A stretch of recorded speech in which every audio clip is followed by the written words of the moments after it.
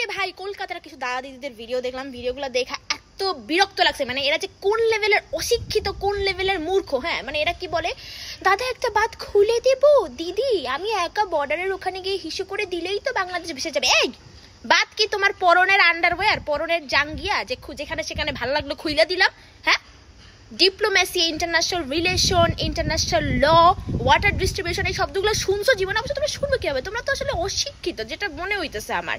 আবার বলতেছো যে হিসু করে দিলেই নাকি বাংলাদেশ ভেসে যাবে।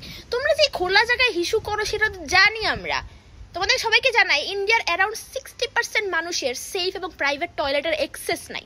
তো এদের কাছ থেকে তোমরা কি আশা করবে? এরা খোলা জায়গায় করে, এরা খোলা জায়গায় করে।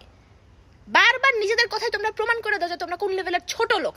প্রতিবেশী আসলে বড় লোক হইলেও সমস্যা নাই, গরিব হইলেও সমস্যা নেই, কিন্তু ছোট লোক হইলেও সমস্যা। এত বড় একটা দেশ চায়না আর আমেরিকার সাথে পাল্লা দাও না কেন? ওই মুহূর্ত নাই, আসো বাংলাদেশের সাথে ইয়ে করতে, কারণ তোমরা জেলাস। ডিসকাস।